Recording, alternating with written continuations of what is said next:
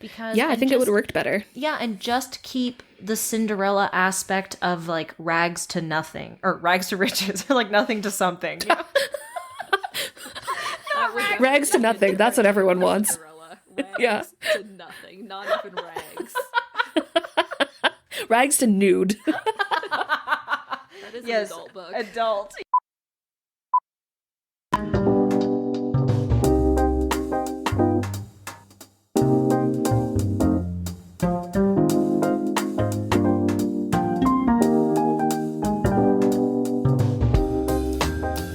Hey everyone, welcome to BYOB, the Bring Your Own Book podcast. I'm Kelly. I'm Tilly. And I'm Nikki.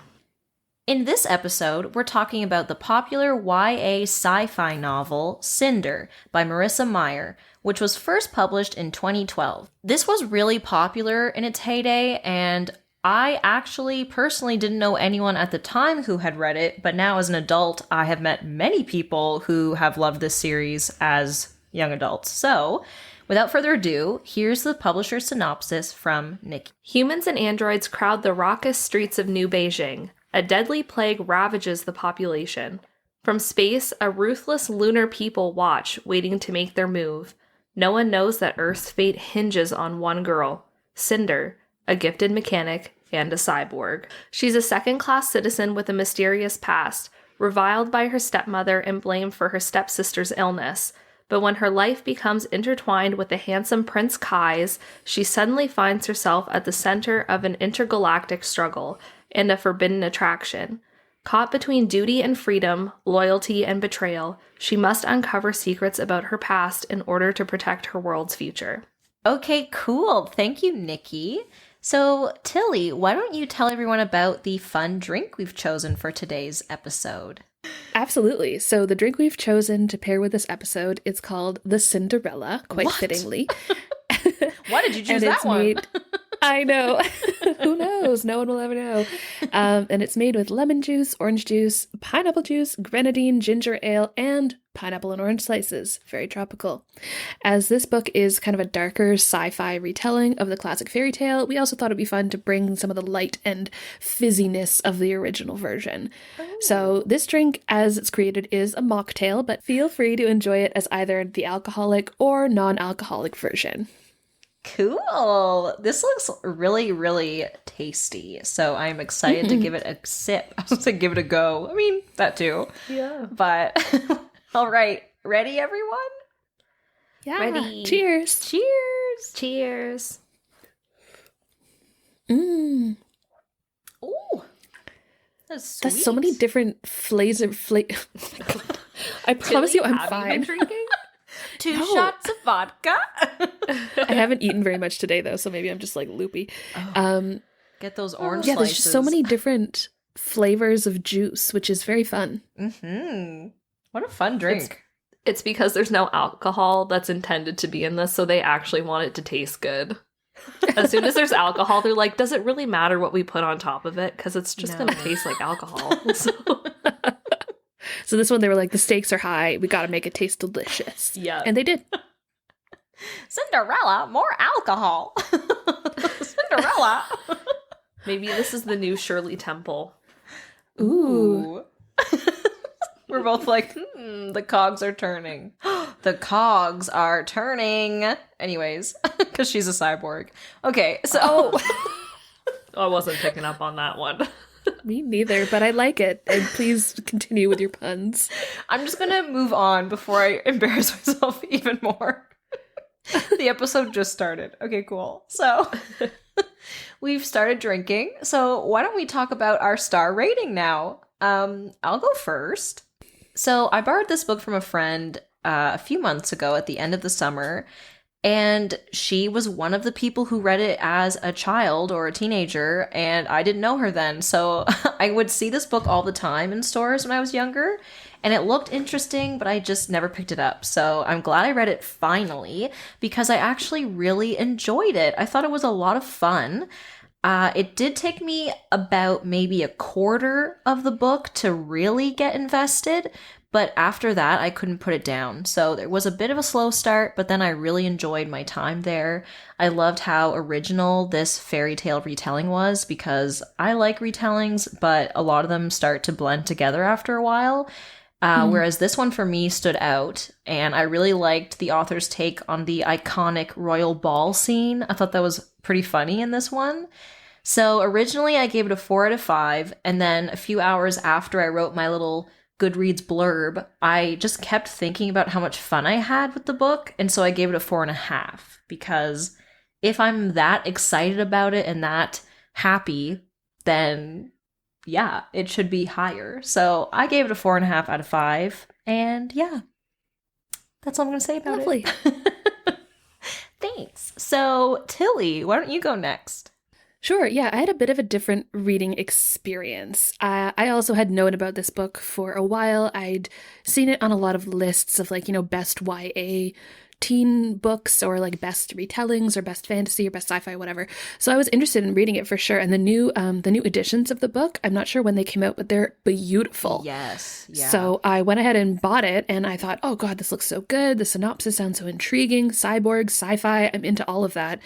But unfortunately for me, it really kind of fell flat. I thought there was a lot of really good potential that was set up, but then nothing was really followed through on the actual sci-fi elements. They felt very loose to me, and I didn't really get a good understanding of them, which part of that I think is because it is a YA novel. So maybe, they're not necessarily reading for the sci-fi or the plot, but there are still lots of YA novels that I enjoy that are very well fleshed out. So this one felt just not as satisfying for me. I ended up rating it a 2 out of 5. I also found a lot of the characters were very flat, and the plot kind of pivoted into very teenage territory where everything was about relationships and marriage and I love her, but I love him, and that just I wasn't really interested in it, is what it comes down to. It was also very long for what it was, and I found myself just really not interested in reading, unfortunately, which is a bummer because I really did want to like it, and I was very excited about the little nuggets of information we were getting at the beginning. And then I pretty much immediately predicted every plot point. Yes. So that was also a bit of a bummer. I would have liked a little more of the chase. Maybe if I had read it when I was younger and I had a strong attachment to it, then nostalgic feelings, I would have appreciated it more in my almost 30s. But starting it at this point for me was just was not very satisfying, unfortunately. I'm so sorry. Yeah. No, that's okay. Sometimes that happens. But I'm really glad that you enjoyed it, and I can definitely see all the exciting elements. They just didn't really work for me. Yeah, and I'm curious because I've only read the first one. I don't know if it gets better in the second or if it's more of the same or what. So I will report back. Let you know. Okay, yes, please do. Nikki, how did you feel about this book? So I had a lot of really similar feelings to Tilly. I gave this book a 3 out of 5, and I think that's purely because I really enjoyed the first half of the book. It's kind of the opposite of Kelly. The first half was the most original part. I wasn't really too stuck on knowing all of the plot points and stuff as Tilly because it's a retelling. So I was like, how much are they really going to veer from the major plot points anyway? But yeah, I don't know. I think that this book would have worked a lot better if it wouldn't have been a retelling and she would have just kept going with her original idea and branched off. And it still could have been kind of like a romance between Cinder and the prince, and that could have all still been there. But I just think all of those parts were kind of like trying to wedge your foot into a shoe that doesn't fit. Oh my God. If I may. Topical. All of the parts that were Cinderella-esque really felt like they were just shoved in there and exactly forced into this thing that was but it would have been so much better if you would have just not tried so hard with those elements. Maybe it being a Cinderella-inspired story rather than a Cinderella retelling. So we still could have got that same pull in. I don't know. I don't really like retelling, so that was something that even as I was growing up, I actively avoided this book because I was like, I don't really care for retellings. They have to be very, very good or a huge spin. That's why I really like the Gregory Maguire books, like Wicked and Confessions of an Ugly Stepsister, which is a Cinderella retelling, but told from one of her siblings. So I just think that there was something in this that was intrinsically wrong. And since I have, with the plot, like how the plot was executed, and I cannot put my finger on it. I've been thinking about it since I finished the book, because when I think about it overall, I think I really enjoyed a lot of what was happening, but there was something in there for me that just really wasn't working under all of these other layers, and I still can't put my finger on it. But yeah, it was fun. It was fun, but it wasn't everything. Yeah. For me. Yeah. No, like, I definitely enjoyed it, but I wouldn't say it's, like, one of my favorite series, because, like, there's other ones that I'm like, oh my god, but, like, I read this one at the end of the summer, and I haven't read the second one yet, whereas other ones, I would be like, I need to read it now, you know? Right. But I wonder what was missing for you then, or what was the odd thing, like, do you think maybe it was the trying to have a romance in there as well? Because, I mean, first of all, that was pretty surface level because it's like a fairy tale, right? Right. Yeah, and they interacted like 3 times and never talked about themselves at all, and they were suddenly, anyway, Well, I doesn't guess matter. if you're the prince, everyone already knows everything about you, so it's like, I'm already in love with you, I guess. But he didn't even know anything about Cinder. Like, he didn't know Right. anything about her. Literally nothing, because she kept her identity hidden. Yes. Anyway. Yeah. Very true. I don't know what it was. I don't know if it had to do with the relationship, but on that note, everything was like that. You got like, it grazed over the sci-fi aspects, which I'm not a huge sci-fi fan. Like, I haven't read a lot of, like, really hardcore sci-fi, like, adults.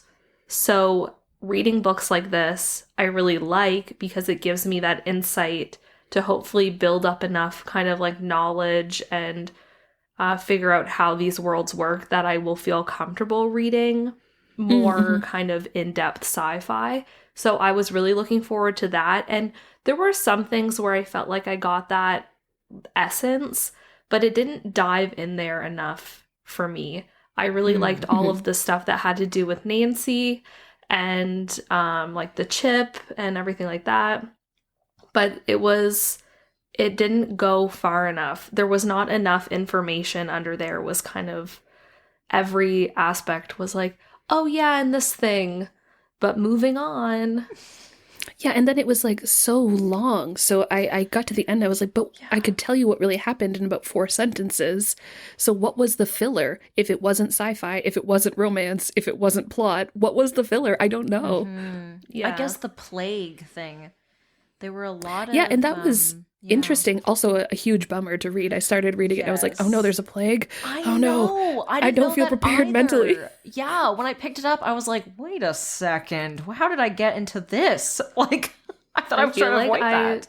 I didn't realize until COVID how many books revolve around some kind of, like, mass sickness threatening humanity. And I'm like, cool. Great. I love to be reminded. Yeah, not that we're already inundated with that sort of information at every level of society. Right.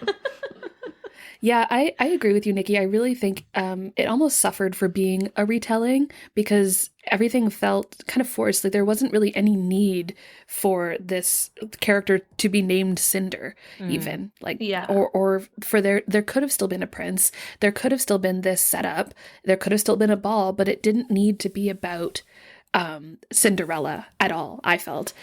So I'm not really sure why the author ended up going that route. It feels to me a bit like she had an idea for the very end of it, and maybe we're getting kind of into spoiler territory, so maybe I won't go there, but I was much more interested in the the plague element and the, the what's going to happen with the city, what happened to make the city this way in the future. Because there's a lot of kind of like surface level talk about the politics, Right. which I was kind of interested in and would have liked to maybe see more. And all of those elements seemed like a stronger story than having like shoehorned, if we go back into puns, in elements of Cinderella. So I think, from what I understand, the rest of the books in the series are also retellings of fairy tales, but also within this world. Yes. So I'm just kind of like not really convinced by that mechanic, I guess. Oh my God, pun again. my She's a God. mechanic. Wow. Am I on fire or what? The more we talk about the plot and everything, the more I'm thinking maybe this book should have been written for adults and like been darker. You know what I mean? Because I think it would have worked better. Yeah, and just keep the Cinderella aspect of like rags to nothing or rags to riches, or like nothing to something. You know? That would definitely rags to be nothing. A different That's what take everyone on wants. Cinderella. Rags to nothing. Not even rags. Rags to nude. That is an adult book. Adult, yeah. Yes, it is. Did we read that book last time? Wait a minute. I've definitely read a book like that, and it was not good, okay?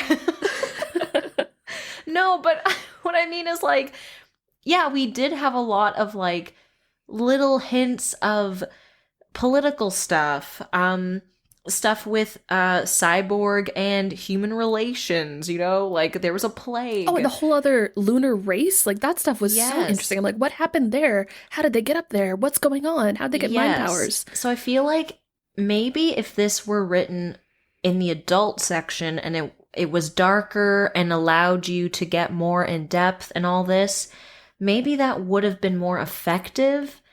But I feel like the way it was written, which I will agree, it was long. I don't know why everyone feels the need to do 500 plus pages now. We get it. It's fantasy. It's sci-fi. Let's shorten it. Okay? Like, oh my God. Yeah. Roald Dahl did it. Why can't you? So, anyway, it's just one person. Just naming one person there. But like, yeah, because it was very long. And there's 4 of them. And they're all long. Why are all the books so long nowadays? I don't know, because I've read a lot of really excellent, like, hard sci-fi novellas that have fulfilled me and made me emotionally connected to the characters and really curious and understanding about the world in, like, 100 to 200 pages. So it definitely can be it felt like the time between the pages wasn't really well spent in this book. Sure. I think one thing with this, and I've never read any of Marissa Meyer's other work. I don't know what her other work is, if she has things that are not retellings, things outside of this series. But she really relied too much on the original story. It was like, well, everybody already knows these characters, so I don't have to do any work. I think that's what it is, yeah. This idea with cyborgs, which, I mean, maybe that, well, obviously it works with a younger audience because she's had so much success with the series. Yeah. And maybe if I was like 12 and not like a super critical reader, I mean, I still don't think that I'm a really critical reader. I try, even with this podcast, to just make sure I'm having fun before I'm analyzing things. But yeah, I think if I was 12 and I really didn't have any concept of how things kind of break down in a book, I would be like, yeah, this is great. But I think it was a huge disservice for us to be reading this in our like mid to late 20s. Definitely wasn't for us. It wasn't made for us. It wasn't made for us, Yeah. absolutely. And I do wish I'd read it when I was younger. Yeah, and also, let's remind ourselves, this came out a while ago during, like, Hunger Games heyday, right? It was Twilight and Hunger Games at the same time, kind of. And this also. So I feel like it was really, I mean, it was popular at the time because of everything going on that time and, like, all the other popular series. So I feel like, yeah, if it came out now, I don't know how popular it would be, actually, if it came out now. I don't know. Like, I don't think it's that bad. But I do think there's 2 types, because I read a lot of retellings. I like retellings, personally. But I do find there's two different types. Like, there's types like this where it is very much like kind of surface level retelling and very like fluffy. And then there's like the more in-depth kind of like, you know, whether it's like a obscure fairy tale or fable that they're turning around, or they're like really going completely like janky with it, then there you go. This was like she had a cool idea, but she kept it surface level. And for me, it didn't bother me too much because I read it sort of like a comic book or like a superhero kind of thing. So like, yes, I did know everything that was going to happen, and we'll get into that. Yeah. But it didn't bother me just because I was like, oh, this is kind of fun. But yeah, I don't know. That's interesting. It's an interesting question for sure, because you're right. Like, the YA trends were different in 2012 than they are now. Yeah. And yeah, the atmosphere for like what makes a good YA novel is definitely different now. And I agree with you. I think I think there are two different types of retellings, where there's one that's like, what if it's Cinderella, but she's a cyborg? And then nothing else going on. And then there are, other ones where I just recently read a Great Gatsby retelling, which focused entirely on a very minor character in the original book and kind of reimagined her as being like a different ethnicity and having a different social status and having also like magical powers. So that was a lot of other new stuff going on. Was it Jordan Baker? Yes. Oh, cool. I fucking love her in The Great Gatsby. She's dope as hell. It was a pretty cool book. I ended up feeling a little bit like I didn't quite get the point because it was like very literary. So this book that I'm talking about is The Chosen and the Beautiful by Niveau.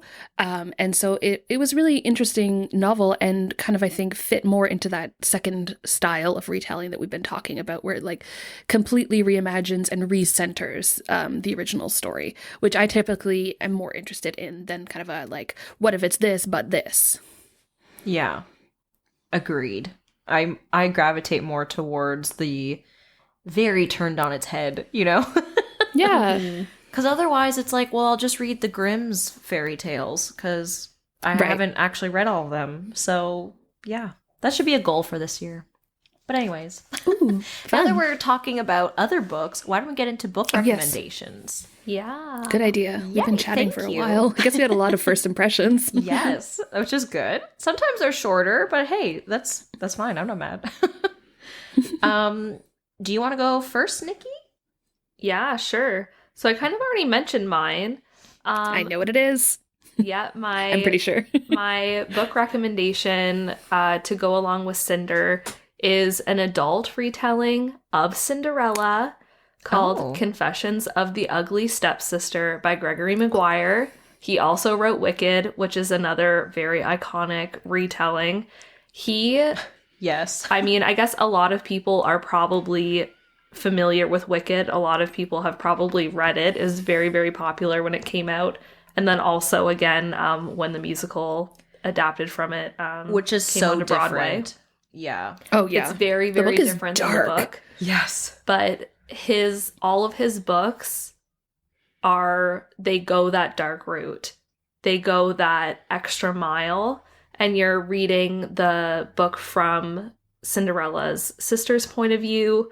So you see all of the kind of stuff with Cinderella, why she's doing those things, all of the turmoil between even the regular sisters and their mother, who's Cinderella's stepmother. It was great. I read it when I was a teenager, but it's a book that I still think about sometimes to this day. And like someone who doesn't like retellings, I felt like it was very different and it was solid enough to stand on its own without the original story. Cool. Great. I've only read half of Wicked. And I started it when I was a kid. Really? Yeah, and then I was like, Well, that's this is a probably why. little bit much. Yeah, I was like, I mean, I knew it would be different, but I was like, what is happening? And I had to just like... Tilly, let's hear your recommendation. Sure. So I'm also going to recommend another Cinderella retelling, one that I really loved as a kid and kind of felt myself just wishing I could read that instead of this book. Oh, no. So Well, now you I can. might actually just reread it. Yeah.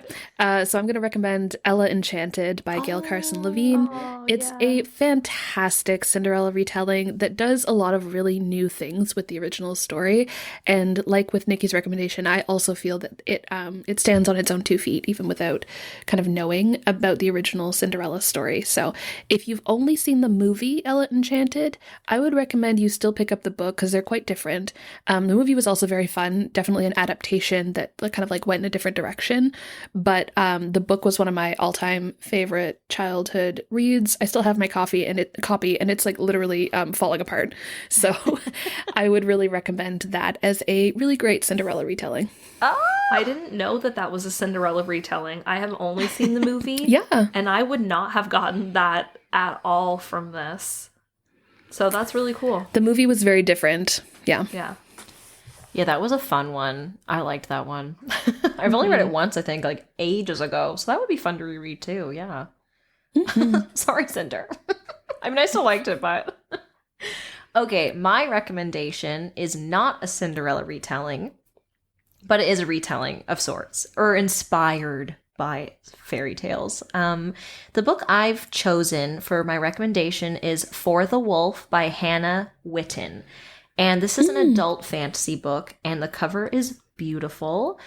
It makes you believe from the cover, because she's in this like beautiful red cloak, that it's going to be a Red Riding Hood retelling of sorts, but it's really mostly a Beauty and the Beast retelling. And I know that there are so many Beauty and the Beast retellings, but this one is just the right amount because, I don't know, I get tired of the whole break the curse, fall in love with him. Like, okay, we get it. He has trouble. Stockholm Syndrome. We get it. Yeah. Like, we understand. I think, though, like, as a side note, Yeah. I would be way more interested to read a Beauty and the Beast retelling than almost any other fairy tale, because Stockholm Syndrome aside, like, who cares? Like, everybody knows that that's, like, what's going on. But at least they spend time together. Yes, like, agreed. this whole idea of, like, you look at this prince or you dance once Insta-love. and then you're in love. Like, at least there's, like, some kind of feelings developing. Whether they're, like, good or not, you see some, like, actual growth. Yeah. Plus, within the characters. Yeah, plus the prince in Cinderella has to frickin' find a foot to fit a shoe. He doesn't even remember her face. Like, are you serious? And he doesn't even have a name. His name is Charming. Are you kidding me? Yeah. Prince Charming. But anyways. Anyway, sorry, Kelly. Back to your book. This is more of Beauty and the Beast, but just a little hint. And it's about this girl named Red, which is short for Redaris. And she is the second daughter born to her royalty line, whatever. Like, she's second in line to the throne. And every second daughter in their village has to be sacrificed for the wolf. So she has to, like, go to this magical forest called the Wilderwood. And it's very, very scary in there. Like, actually, it's quite dark and bloody and very descriptive in the violence, which I was like, oh, okay. Nikki loves it. But it was very, very inventive. I believe it's a duology. So the second one is coming out next summer. And it says here, just a little quick blurb for you. The first daughter is for the throne. The second daughter is for the wolf. As the only second daughter born in centuries, Red has one purpose: to be sacrificed to the wolf in the wood in the hope he'll return the world's captured gods. So it's very, like, ominous, and the clock is ticking, and the clock is ticking for the world, or like her little world, right? The village or whatever, and not for the wolf, which I really enjoyed, or like the beast, right? So yeah, I would really recommend this. I can't wait for the second one, and yeah. It sounds kind of like from Blood and Ash in the way you're talking about it. Like Really? with the woods and the one person goes to this way and the second born person goes here, and like it's descriptive and violence and there's like a romance, and I don't know, it just like sounds kind of like drive over to your house after this and get it. It's very good. I will lend it out. It's very good. I tabbed so many things, and it has like a very tender romance that reminded me kind of Song of Achilles, just in the way that it's like described, because it's not steamy, but it's not vanilla or like closed door either. It's just like there's a lot of magic going on. So I'd probably like need to reread it before the second one, but I really enjoyed it. I loved the world building. It was very like pagan, scary woods kind of feel, which I loved. But yeah. All right, everybody, we're moving into spoilers territory now, so if you haven't read the book and don't want to know how it all turns out, you should probably stop listening now. And if you like what you're hearing, please feel free to leave us a rating or review on your podcast app of choice. So, if you don't want any spoilers, you should leave now. Get out of here. Skit! Okay. Skedaddle. Skit? Yeah, like skit, Scat? skit, skedaddle. Skedaddle? Ew, not scat. That's not Please good. don't. Yeah. Scram? That's what I was thinking of. Okay, they're probably gone by now because they're like, oh god, these three. Okay, we'll begin with a quick recap of the rest of the book, just so that we're all on the same page. As we know from the synopsis, the book follows teenage orphan Cinder, a cyborg mechanic in a post-apocalyptic future Earth. Cinder lives with her cruel stepmother Audrey, her two stepsisters Peony and Pearl, and their family android Aiko. Though Audrey and Pearl are mean and abusive towards Cinder, Aiko and 14-year-old Peony are her best friends. In the first chapter, Cinder is manning her mechanic booth at the market when the handsome Prince Kai arrives, asking her to fix his android Nancy. Cinder hides her cyborg identity from Kai, as cyborgs are considered second-class citizens in their society. In this future, there is also a deadly plague called letumosis, and the Commonwealth's leader, Kai's father, Emperor Raiken, is currently in quarantine with the disease. After Kai leaves her booth, Cinder witnesses the entire market shut down when a baker discovers the telltale spots on her hands and is shockingly airlifted away to the quarantines. When Cinder arrives home, her stepmother Audrey is fitting her stepsisters with brand new ball gowns, but says she can't afford a new dress for Cinder as their hover car needs an expensive part. Cinder goes to the junkyard with Aiko and her stepsister Peony to scavenge for the part. Just as Cinder is excitedly telling Peony about Prince Kai's market visit, she notices that Peony's skin has broken out in splotches, meaning she has contracted letumosis. Cinder tearfully reports the outbreak, and med droids arrive to take Peony away. Before they leave, they ensure that Cinder tests negative. Audrey is furious that Cinder put Peony in danger and volunteers her for cyborg letumosis research. Meanwhile, Prince Kai and his advisor Torin are working on a plan for peace negotiations with Queen Levana, the ruler of Luna, the colony on the moon. Lunars can telepathically manipulate people's thoughts and actions and are feared on Earth. Levana wants to marry Kai to form an alliance, but Kai wants to find long-lost Princess Celine, Queen Levana's niece and true heir to the throne. In the Letumosis Research Lab, head researcher Dr. Erlon discovers that Cinder is immune to the disease and runs tests on her blood samples. Cinder returns home and decides to fix up the gasoline car she found in the junkyard and run away. Emperor Raiken dies the next day, and Queen Levana insists on visiting Earth. Cinder visits Peony in the quarantines and tells her she'll try to save her. Cinder then runs into Prince Kai, who asks her to accompany him to the ball as his personal guest, but Cinder refuses, as that is the night she plans to run away. She's also certain he would be repulsed if he found out she was a cyborg. A whole lot of other wild stuff happens, including Queen Levana's political bargaining with a vial of a letumosis cure, Peony's tragic death in the quarantines, Dr. Erlon's revelation that both he and Cinder are Lunars, and Cinder's discovery of a lunar plot against Prince Kai. The nerve! Everything comes to a head at the coronation ball when Cinder arrives to warn Kai that Levana plans to kill him. Levana confronts Cinder, saying she is a lunar fugitive who must be arrested. Cinder breaks free, but her mechanical foot falls off and she falls down the stairs. Kai runs after her, but realizes she is a lunar and a cyborg and seems disgusted. In the final chapter, Cinder is broken out of prison by Dr. Erland, who gives her a new mechanical hand and foot. He tells her to meet him in Africa and reveals that she is actually Princess Celine. Who would have The book ends, yeah, as everyone knew immediately. The book ends with Cinder realizing it's up to her to save Earth from war and retake the lunar throne. Woo! I'm not even gonna do the dun dun dun because how obvious was it? I know, and that was a bummer too. Yeah. Honestly, I feel the biggest problem I had with this book is Queen Lavanna could have been such a cool villain, Yeah. but Right. instead she had nothing going for her except the fact that she was evil and wanted everyone to think she was beautiful, which, like, have we not all been there?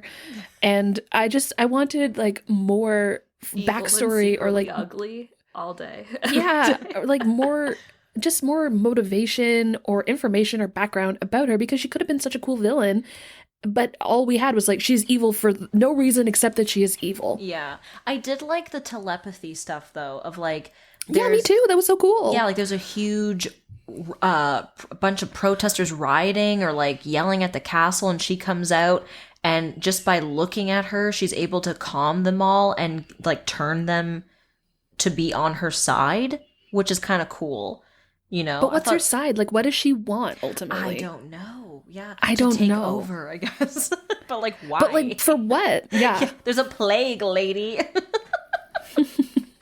But yeah, I mean, yeah, like I said earlier, there was no surprise for me in this book.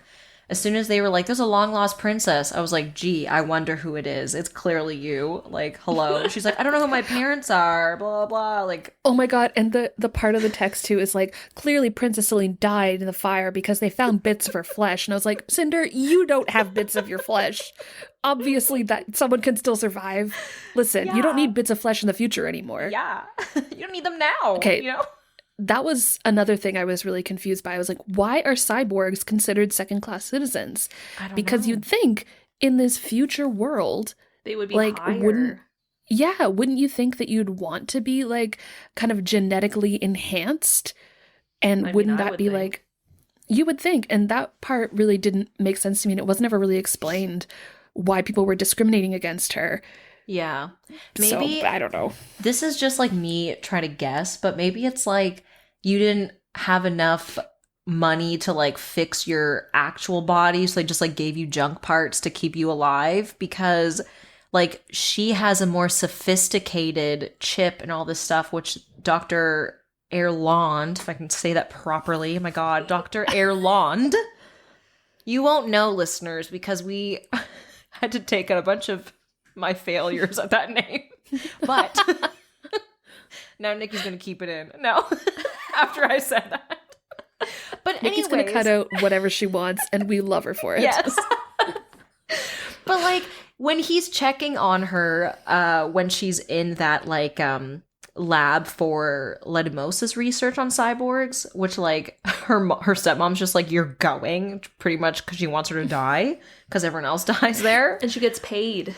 Yeah, and she gets paid. But he was like, oh, your chip is very sophisticated. Like, I haven't seen this before. This technology is so advanced. So maybe she is a really top tier cyborg, but that's not the norm. You know what I mean? Maybe if there are other cyborgs, it's like, oh, you're just a bunch of scrap metal. Do my work for me, peon. Like, I don't know. Peony? No. Peon? Yeah, it's like Oh my a slave. Peon? Yeah. Oh, okay. Yeah, I thought it was a it's- name. No. It's like the bottom of the barrel, like a Gotcha. like a plebe or pleb, right? I don't know. You You're say down there. plebe? Yeah, plebeian. Plebeian? Oh. Barbara says plebeian or in a pleb. song, okay? I'm not sure. We're doing our best. Anyways. I can see that, but I wish she had explained that if that was the case. Do you know what I Yeah. mean? Like, it was just, there were so many of these things that were just presented as fact, and Cinder just said, like, that's just the way it is. And sure, I'm sure that's how she feels, but why can't we as readers know the way it is? Do you know what I mean? Or like, Yes. Yeah. I- And this I don't book know. was told in third person, right? It wasn't told in Yeah. first person. yeah. So there you have so much opportunity. You can literally do like cutscene in chapter where you just talk about the history of the world. Yeah. And then you can do more. And then cutscene. This is what actually happened when Princess Celine came down to Earth in the fire and whatever, after she finds out that she is the princess. Like, there are so many opportunities to really dive deep. But it's like she looked at all of those and she went, ugh, no way. Ugh, just, I don't want that. And then she just did like the most basic thing she could, which was nothing. I know. I really do feel, and like, I'm sorry, listeners, that we're like ragging on this book so hard, but it is, I think, because I was too old when I read it, and I probably just should have read it when I was younger. But it really does feel transparent to me that the author came up with this idea, which is a cool idea at the end. But like, what if instead of a missing shoe, Cinderella's foot is what like the prince is holding, you know, and he's got to like fit the foot onto the person, because that's what happens, right? Is that like the cyborg foot falls off. But that and like that is an interesting the idea. Foot's too small for her. So if they went to fit it on her, it would still be too small. So I know, it didn't work either. Even that basic idea is dumb. But what I'm saying is it just felt so transparent that that was the basis from which she built everything else. Yeah. And so I think maybe that's why nothing else quite matches, because she started with a small idea and kept making things up to make it work. And so then there were like all these plot holes and like inconsistencies, because I don't even think she fully, like the author, I don't even think she fully understands her world. Yeah.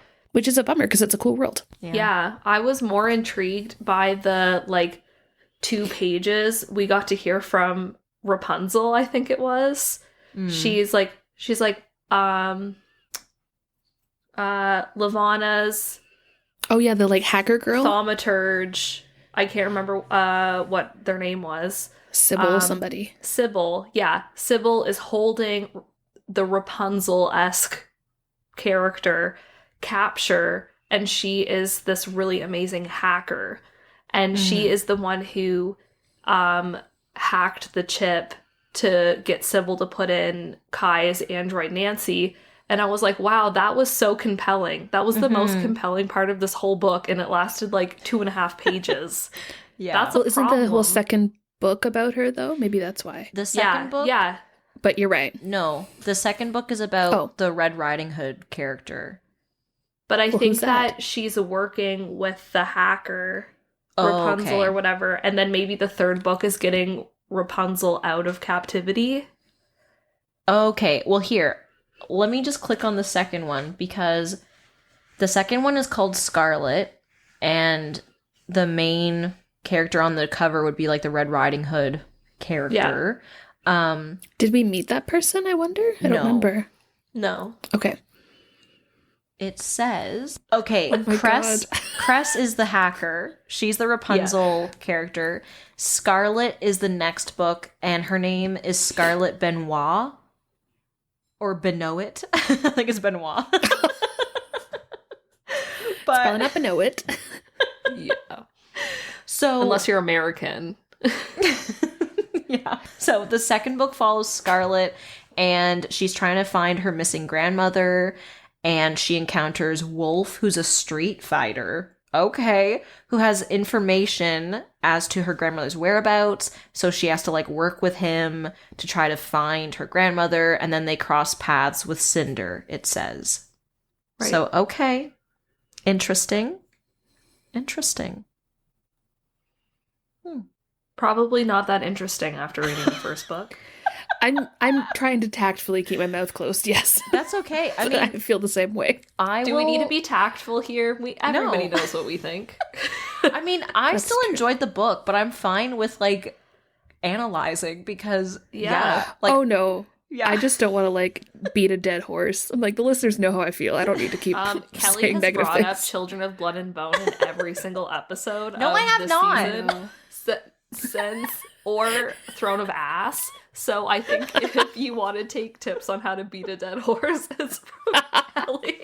Hey, if it ain't broke, don't fix it. So I will say it every time I need to. That doesn't make sense. Clearly the If it bit is is broke, working. No, talk about it. The bit is working, so I will keep going. I'm an actor, okay? Oh, I see. I survive off of laughter. I don't. Okay, anyways. Let's just move on. Oh my god. No, I will. Anyway. I will eventually read the second one, and I'll report back. Okay, because yeah, like I had fun reading it. Do I think it is the best well written or most well written series for YA? No, I do not. I definitely don't. But I think I can see the appeal of when it came out, and the new covers are so beautiful. Oh my god! And I feel like the They new are covers, lovely. yeah, the new covers fit the series better. I think because Yeah, I it's agree. much more like comic book, sci-fi sort of style. And that's how I read it. Like, it gave me huge Sailor Moon vibes of just like, you know, the archetypes and the silliness and yeah, but hey, you know, whatever. But I'll report back about Scarlet and we'll see how it goes. Because this one has a higher rating than the first one.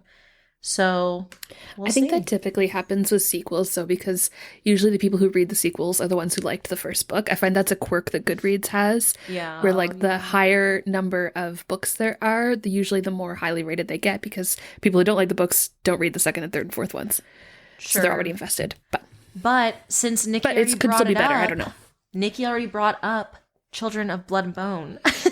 The second one, I think, has a worse rating because I heard that people were like very iffy about the second one, like overall, I think, which is kind of disappointing. Oh. Even though I didn't like the first, that's disappointing for the author, you know? But oh well. Anyways, moving on.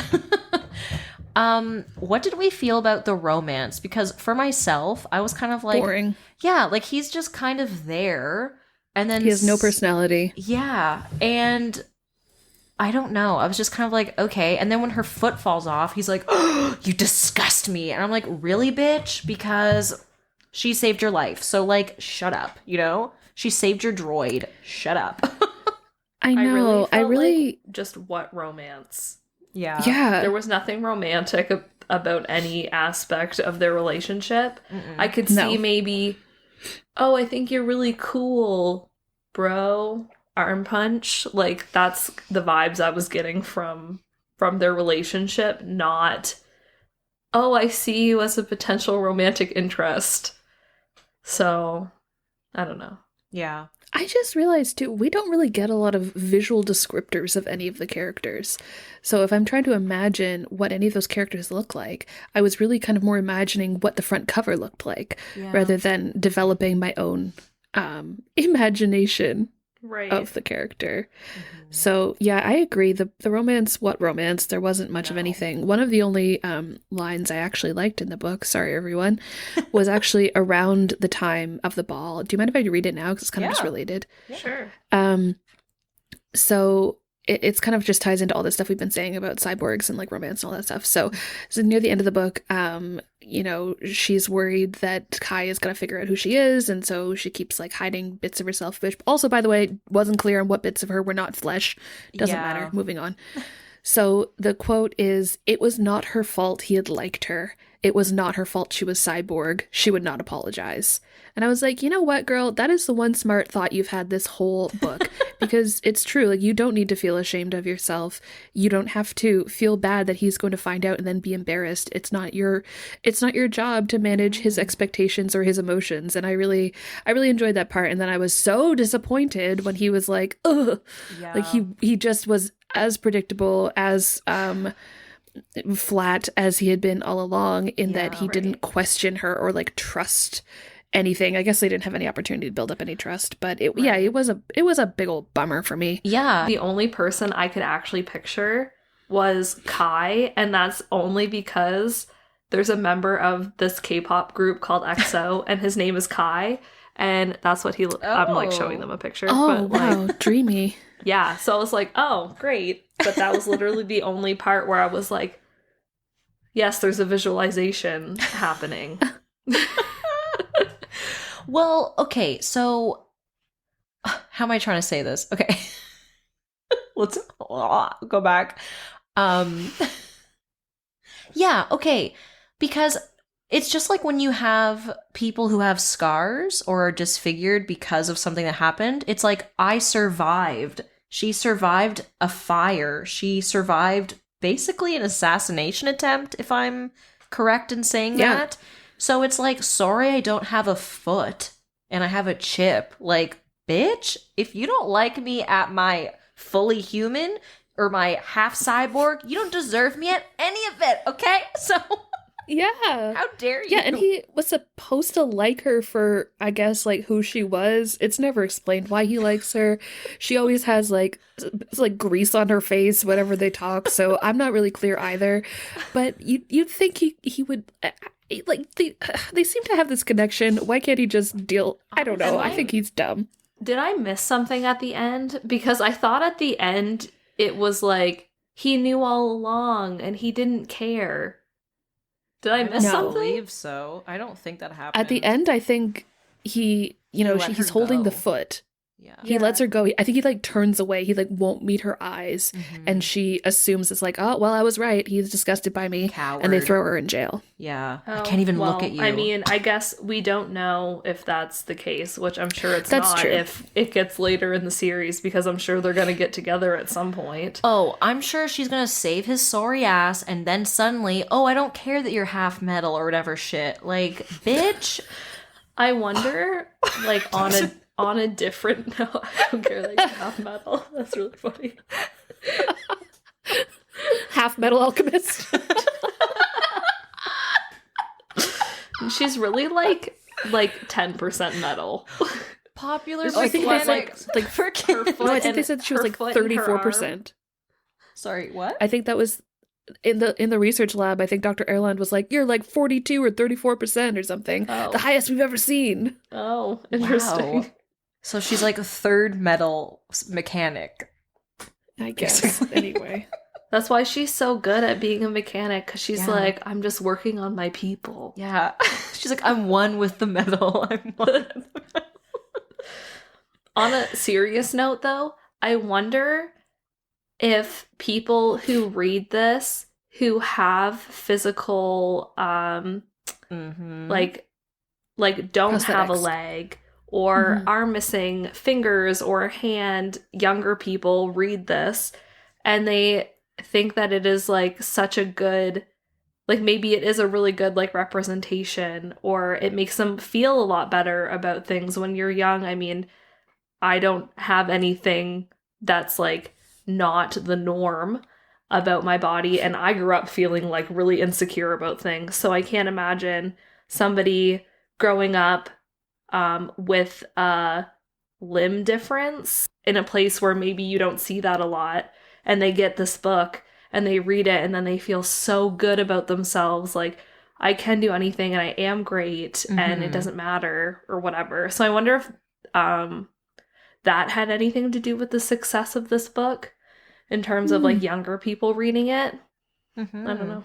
Maybe. I mean, I would like to think that for sure. Yeah. I don't know if I had a limb difference and I read this book that it would make me feel better about it, because there was a lot of focus on them being kind of like the cyborgs being like lower class and, like, not interesting. But I think you're right. I think there is ultimately Cinder's kind of at the end where she does kind of think, like, it's not my fault. I'm still a human.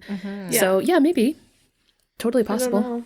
And Yeah. like, I mean, later in the books, I mean, it obviously has to explore that more, because what's going on in the rest of the books?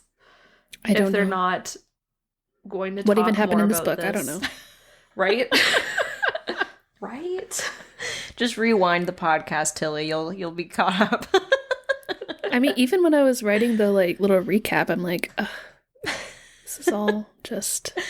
It just didn't work for me. I mean, Yeah. I do feel bad criticizing it so much, because I do think it, takes a lot of work to write a book, and I'm sure, you feel really connected to your characters and all that stuff. So I can empathize with Marissa, but I do not like her work, and that's okay.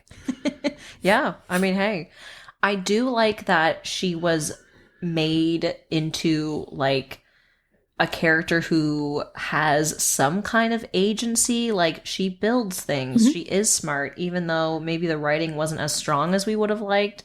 At least, like, I really liked the ball scene, because I liked that she was, like, driving crazy fast in her getaway car, trying, like, in this big torrential downpour, and then she, like, crashes the car and comes in this, like, dirty, ruined dress. It was so action-packed. Yes, and she, like, shows up in that big iconic scene in Cinderella where she's up at the top of the stairs and everyone's like, oh, who's that? Everyone was like, oh God, like when she showed which I loved. They're like, that. who's that? Yes, I did really love that part because it's been done so many times. We get it. Oh, beautiful blue dress. Beautiful lady. Who is she? I've never seen her before. And everyone else was like, oh God, what is she doing here? And like, what is she wearing? And just everything was wrong, right? Like, so I really liked that part of it. I thought that was super fun and a change, which I think we need fresh things. So I did like that. I do want to talk quickly about the doctor because I did think he was kind of interesting as a character. Oh. Sorry. I have feelings about the doctor, but I'll let you say your thing first. Oh, no. That was just me like opening up discussion because I want to hear what you both thought about him because he was like predictable, but also not. And I'm like, what are you? Like, not what are you? Like, what's your objective here? Like, who are you for? I don't know. I don't know. I want to hear your thoughts on Dr. Erland.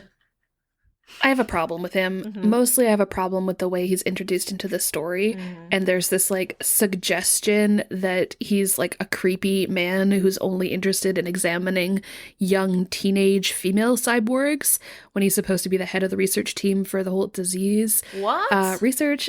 Yeah. There's this like really particular part. I highlighted it. I'm going to read it because it's gross. So page 72, it's one of his interns, the like female intern, and she says something, she says, just that you're always more than willing to placebo the male cyborgs that come in, but you perk right up when you catch word of a girl, especially the young ones. And I got this really icky feeling. And I understand that later on it's explained that he's trying to find Princess Celine. Mm-hmm. And that's why he was like that. But I thought that was a really terrible introduction to this character that we're supposed to end up trusting. And he gives a lot of information to Princess Cinder that she doesn't question and that we're just supposed to understand. Mm-hmm. And it was a really bad way of setting up a character that we're supposed to feel kindly towards. Yeah. So I thought I had big time ick factor the whole time I was reading every part that he was in, and he basically just like info dumped so much. Mm-hmm. And Cinder was like, great, I guess that's the way it is. Yeah. I definitely was not my favorite character. But I remember just feeling like, what are you doing? Whose side are you on? You're clearly one of the Lunars, but like, I don't understand why you're so shady. And just like mad and doctor, like, basically. Like, I had a really hard time getting a read on him, and I did not like it. I almost didn't view him as human. I don't know if either of you have read Dune before. Or seen the films. I've never gotten through it, sadly. So there are these characters in the world of Dune, and they're called mentats, and they're people who drink this substance that it gives them kind of this like purple dyed kind of look around their lips. It's gross, but anyway, it makes them kind of like supercomputers. And it makes them very intelligent. So all of these families have mentats with them to help them make decisions, see what's going on, calculate like risk versus reward with things, and all of that. And that's basically what I viewed him as. I viewed him as this kind of like robotic person, which was fine, I guess. But I did find, I think maybe it was because of all of the info dumping, and he never had anything really to do unless it was info dumping. There was no point. There was nothing about him. Yeah, there was no point where he was like, he seemed to genuinely like care about her for any reason or anything. Yeah, there was no side plot with him. I mean, other than I guess his daughter being a shell. Oh, yeah. But all that to say, I felt like Dr. Erland was just a computer. I felt like there was a lot of more interesting ways we could have gotten all of that information. And I also was really pissed off that he was just killing all of these girls because he just wanted to find her. Well, Like, he also wanted what to the find hell? the cure, but But he I thought said so. the reason he set up the cyborg draft was to find Cinder. So there were other ways he could have been finding a cure, or if he just wanted to find Cinder, there were other ways he could have done that without injecting them all with letimosis. Yeah. I will say, like, this is not, So I'm not angry. trying to offend anyone, but he gave me, like, Nazi doctor vibes at the beginning, because I was like, Yeah. they're bringing in the cyborgs, and they're, like, testing on them, trying to find cure, and all this stuff against their wishes a lot of the time, right? So I was like, oh my god, like, this is very, bizarre of what's happening. And, like, the royals don't really know or care, right? Because they're just cyborgs, so yeah. But yeah, he was not my favorite. He gave me very shady vibes the whole time. So Yeah. I wanted to bring him out to be like, hey, 1 second. But I did like Aiko.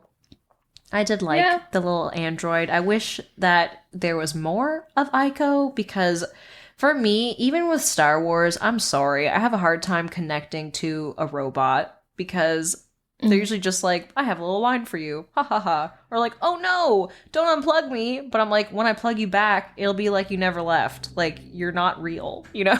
So, I don't know. Right. Whoa. Hot take. I don't know. I wish that we would have heard more of what Nancy was saying before she was shut down. Yeah. Because you really just hear that last little clip after Cinder reboots her. And then she shuts down and she says, that's classified information. I can't tell that to you. Which is fine. But because this book was told in third person, maybe they could have had a cutscene or something where Nancy was talking to Kai and told him all of the information. Yeah. I don't know. And then maybe we would have actually fucking learned something about what was happening. There really, you don't know why Queen Levana wants to be on Earth. You don't know how letimosis came to be a thing. I guess like Lunar's brought it there, but how did it develop But what on is it? Luna?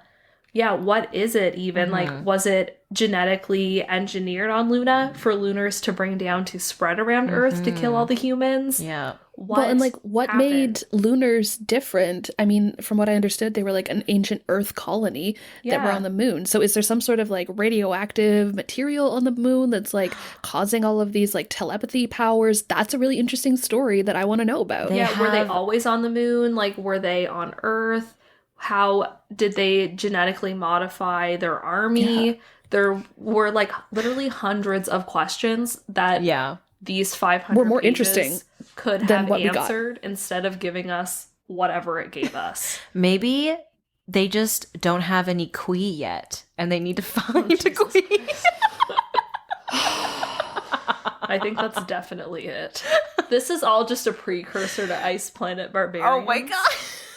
I will say, though, Ice Planet Barbarians had more satisfying world building. Really? It did. I found. Yeah. Oh, I mean, to me, that book, like, I didn't hate it, but I found that I did not care about the sci-fi stuff at all, because it was so, like, bland. The only thing I was interested in was, like, oh, that's kind of cool, there's, like, a symbiotic relationship with the Kui, but everything else, I was like, okay. It was just so, like, vanilla, bland for sci-fi, I feel like. So that is surprising. That is a hot take. That's an ice take, okay? That's an icy take. Oh my god. Icy take. Thanks so much for listening to this episode of the BYOB podcast. If you enjoyed this and want to hear more from us, you can head over to our social media accounts to keep up to date on all things BYOB. We've got Facebook, Instagram, TikTok, Twitter, the works. Stay tuned after this to hear the first line of our next read, the 2020 urban fantasy novel, The City We Became by N.K. Jemisin, a legendary sci-fi author of our time. See you next time. Yeah. See you next time, and until then, keep on drinking in great stories. Cheers! Next time on BYOB, the Bring Your Own Book podcast, I Sing the City.